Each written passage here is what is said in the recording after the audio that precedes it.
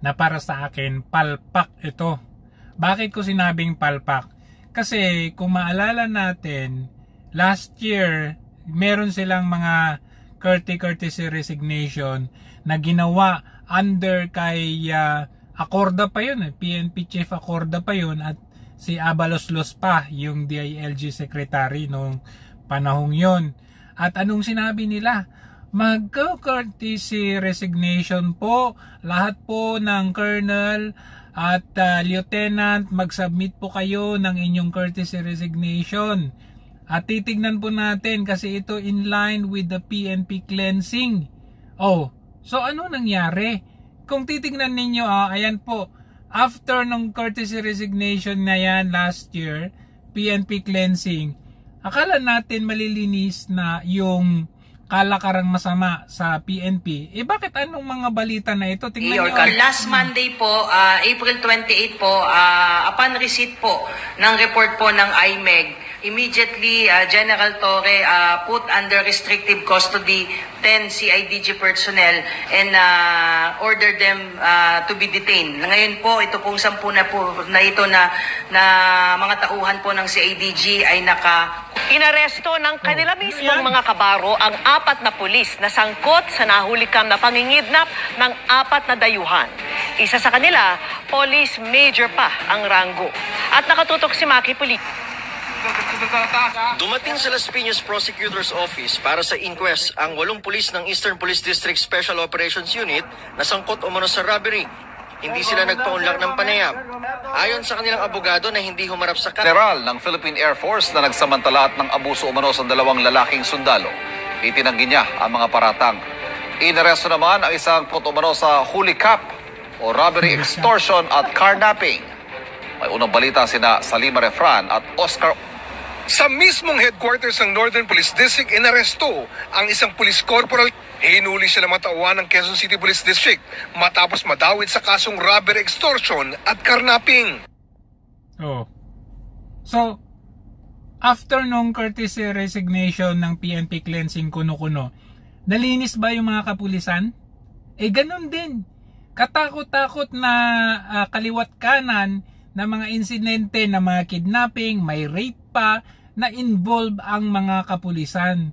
So ito, nakikita natin, pakulo nitong si Marcos Jr. Kung titignan natin, ang sabi niya kasi rito, itong presidential order ng courtesy resignation, ayon sa kanya, ang sabi niya, ayan po, sabi niya dito is, this is not business as usual. The people have spoken and expect results, not politics, not excuses. We hear them and we will act. Unang-una, balikan natin. Kasi, sabi nila, noong unang panahon, kauupo pa lang niya. Bakit hindi natin pagbigyan? 100 days. So, tinapos natin yung 100 days. The same thing din after 100 days. Yung pangako, napako pa rin. 20 pesos na bigas. Tapos yung mga kabalbalan nila, tuloy-tuloy pa rin. Nagsibalikan yung mga durugista. Kumbaga kaliwat kanan na yung mga krimen at yung ating ekonomiya ay sumasadsad na. After 100 days, 6 months. After 6 months, 1 year. After 1 year, ganun pa rin. Pinupunan natin yung biyahe-biyahe mo ni Marcos Jr. na wala naman, hindi naman natin nakikita ngayon yung mga investors na sinasabi. Walang nagmaterialize sa sinasabi yung 27 trips and 27 months. Ano nangyari doon? Wala, nada, zero. Walang mga investors. Kumbaga, naglabas pa sila ng Maharlika Investment Fund.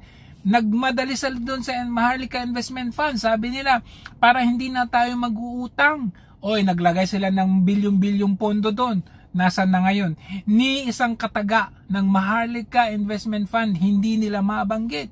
Nagmadali pa sila doon sa People's Initiative. Anong sabi nila? Kailangan nating palitan, ganito, ganyan. Na-issue yun. Nasaan na? Ano nangyari? Diba? So, kung titingnan natin, yung sabi niya, people have spoken. Sino yung mga nagsasalita since day 1 hanggang ngayon? Hindi ba yung tayo nagising Hindi yung mga bangag. Yung mga bangag since day 1, ayan, nakanganga lang yan sila. Kung ano yung nire-report ng Malacanang, kung ano yung nakikita nila, himod puwet sila at pinupuri pa. So, people have spoken. Sino yung nag-speak up? Hindi ba tayo? Tayo nagising, tayo na nakakakita sa katotohanang nangyayari sa bansang Pilipinas na nalulugmok na po tayo. Wala nang ibang nagsasalita. So kung titignan natin, itong courtesy resignation, ang pinapakinggan dito ni Marcos Jr., tayo po. Tayo po na nasa Duterte alay. So kung titignan natin, bakit after 3 years, saka ka nagkakaroon ng ganito?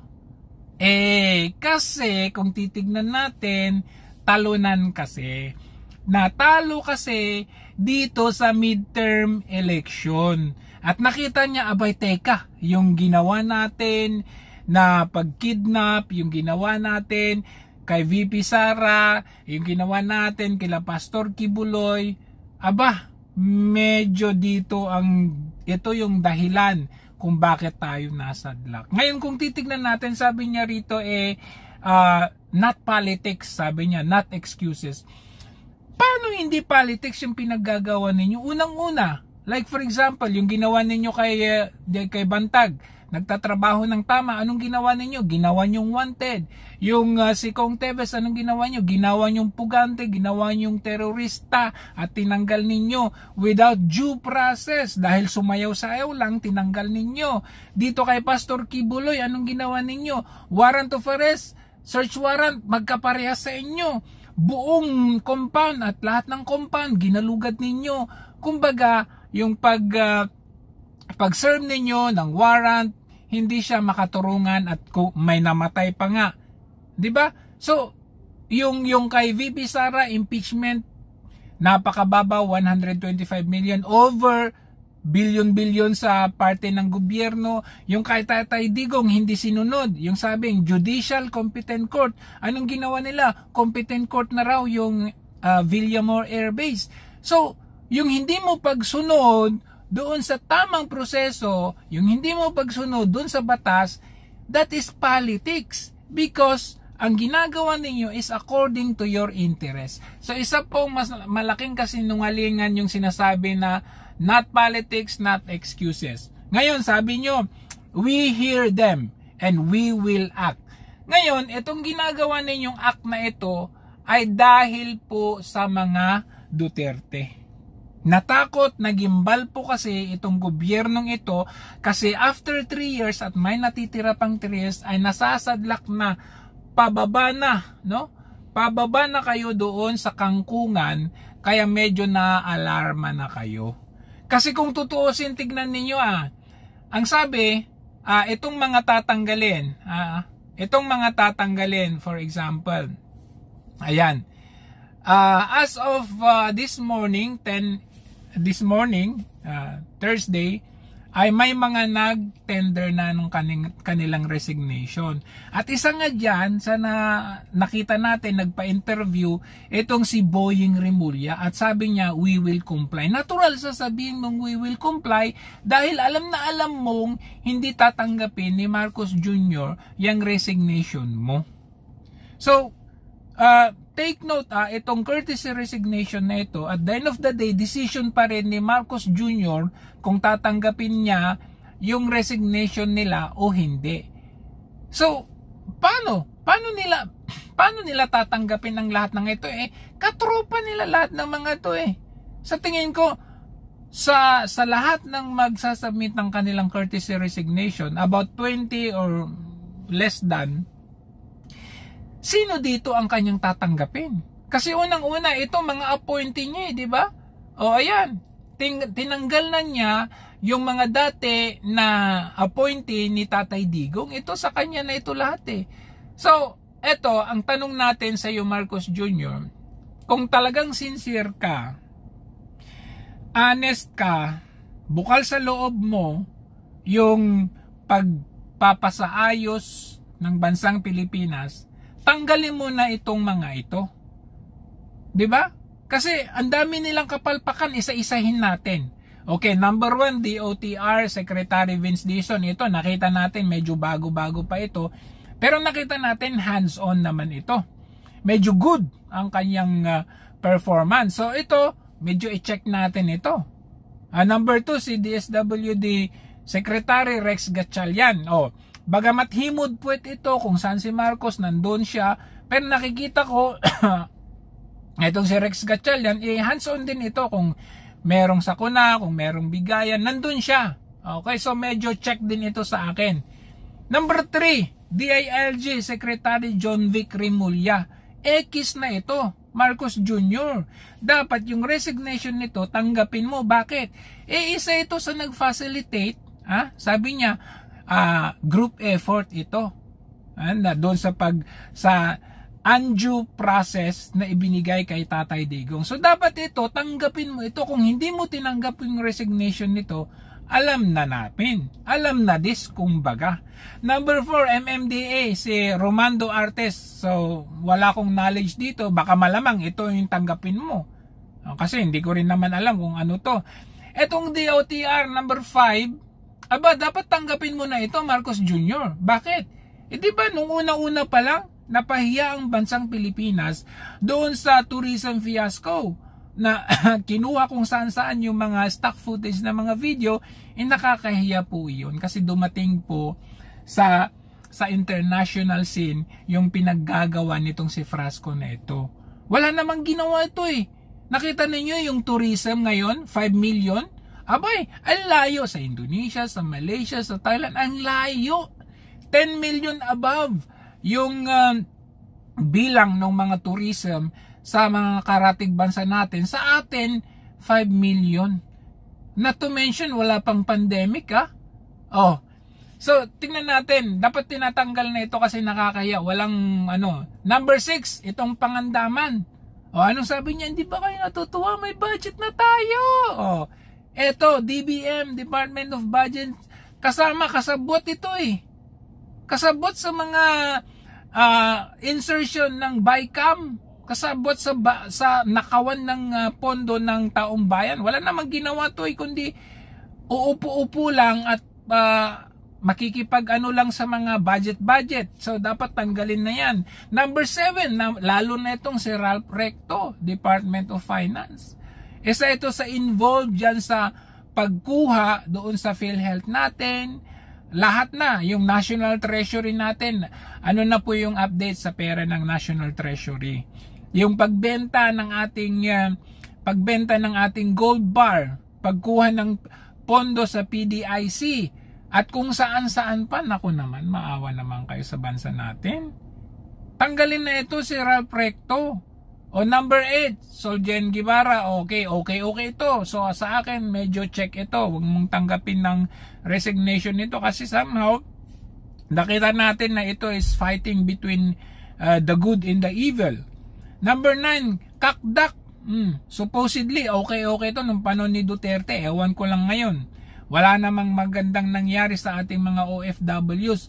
Kung ano na lang yung naumpisan ni Tatay Digong, yun na lang yung nangyayari ngayon at kinikredit grab na nila. Ngayon tinanggal nila si Arnel Ignacio and then aakusahan nila ng 1.4 billion na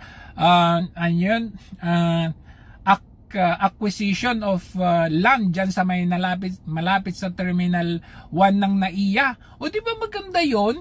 Kung i-purchase natin yun at patayuan natin ng hotel ng OFWs, di malapit sa airport. Pagbaba ng airport, may matutuluyan ng ating mga OFWs. Ngayon sabihin nyo, hindi ipinaalam sa mga board of higher ups. Bakit nyo kakasuhan? Bakit nyo tatanggalin? Hindi ba pwedeng pag-usapan nyo muna? Di ba kasi kung tutusin, hindi naman mali yung ginawa niya. Yung pag-purchase na yan. Hindi naman niya pinurchase at ipinangalan niya sa sarili. But I don't know what's going on there. Nakapagtataka lang ngayon kasi kung sino yung nagtatrabaho, yun pa yung tinatanggal. Next, si DICT. Walang nangyayari dyan sa DICT na yan. Wala akong dyan. Ay nako, number 11, Crispin Remulla. Diyos ko po, ang dami na nitong mga human rights violation. Ang dami na nitong mga due process na hindi sinunod, magmula pa doon kay General Bantag, no? At kung sino-sino pa. Ang dami ng mga general na kawawa, pinaghirapan nilang maging general, pinaghirapan nila yung kanilang ranggo nung panahon ni Duterte, ginawa nila yung tamang trabaho nila, tapos ngayon, anong ginagawa ninyo? Winawanted ninyo, kinakasuhan ninyo. Kaya itong si Remulla, tanggalin na ito. Ito, number 12, PCO, J. Ruiz, anong ginawa nito? Wala. Anong ginawa? Sumasahod lang ito ng mga 200 plus thousand monthly at hindi ba natin alam. Na-issue pa ito na meron siyang ari-arian na conflict of interest sa kanyang pwesto. Pero bakit nandyan yan? Kaya kung talaga ka Marcos Jr., itong mga ito, pagtatanggalin mo na, tanggapin mo na yung courtesy resignation ng mga to. Kasi kung hindi, alam na this. Number 13, nako, isa pa ito. Department of Agriculture Secretary Tio Laurel, wala naman itong specialty sa ating agriculture. Unang-una, conflict of interest ito. Meron itong business sa isda. Ano yun? Mackerel ba yun? Walang nangyayari. Anong pinaggagawa niya? Wala, sa totoo lang. In fact, nung ikaw naging secretary ng agriculture, Marcos Jr., walang nangyari. Tapos ipinasa mo pa sa isang mas lalo pa. Mas worse pa. Okay? Kaya dapat tanggalin na ito. Wala namang nangyayari. Number 14, Lagesma, Dole. Ewan ko, walang nangyayari din dito. 15, TESDA. Hindi ko rin alam anong nangyayari dyan. Okay, next. Ito. Okay. My God, Lucas Bersamin. Sana itong Lucas Bersamin, mukhang hindi na natin nakikita ngayon na. Executive Lucas Bersamin, please lang pakitanggal na po ito. Okay? Development. Okay? Si Balisacan, pakitanggal na rin yung mga to. Wala namang development na nangyari sa ating bansa. Presidential Advisor Frederick Go. Ewan ko, baka tanggalin nila ito kasi Go ito. Baka sabi nila kamag-anak ni Senator Bongo. Ewan ko lang Number 19, si Secretary Contreras, wala din. Panay kayo bigay ng kung ano-ano dyan. Tapos yung lupa ng mga taga Boracay na mga katutubo natin na binigay ni Tatay Digong, pinagkukuha ninyo. Kinuha ninyo pabalik. Nako, Diyos ko po. Kayo ata yung literal na land grabber Number 20, DOA Secretary Lotella, baka ito tanggalin. Mga nagtatrabaho ng maayos. 21, si DepEd Sani Angara, baka ito nga tanggalin ninyo diba? DENR Loizaga, ito yung matanda na laging nakadikit kay Marcos Jr. Wala namang nangyari dyan. Tapos si Bunuan, naku po, tanggalin na ninyo itong mga to. Ayan nandito sa mga picture na to. Ayan si Bunuan sa DPWH. Wala pong ginawa, wala pong nangyari, panay palpak yung sa DPWH, yung LTR, anong tawag nito? Yung railway natin na supposedly matatapos ng 2026 at by 2028 kasi naumpisa ng panayon ni Tatay Digong. Ano nangyari? Hindi na matutuloy na naman at laging nauudlot. Yung flood control issue ni Bunuan. Ay, mayroon pa pala akong nakalimutan, guys. Ayan meron pa akong nakalimutan na dapat isama sa resignation. Ayan po, ayan, nakikita nyo? Ayan. Yan si Marcos Jr. Kung talaga ka Marcos Jr., number 1 ka na mag-resign kasi inutil ka, wala kang kwenta. Itong sinasabi mong courtesy resignation is just a patch-up solution, or maybe we can categorize this as your damage control kasi ngayon mo lang ginagawa for 3 years nang nanunungkulan ka na wala namang kwenta, wala namang kaming napala, lalong nalulugmok na ang bansang Pilipinas. Failure. Kung yung PNP cleansing ay failure, itong courtesy resignation ng gobyerno, mas lalong failure ito kasi nakita mo pinaliligiran ka, Lahat ng nakaikot sa'yo, mga walang kwenta po, Marcos Jr. Kaya kung may awa ka sa bansang Pilipinas, pagtatanggalin mo to, lahat ng mga ito, at isama mo na rin pati yung sarili mo. Please lang, Marcos Jr.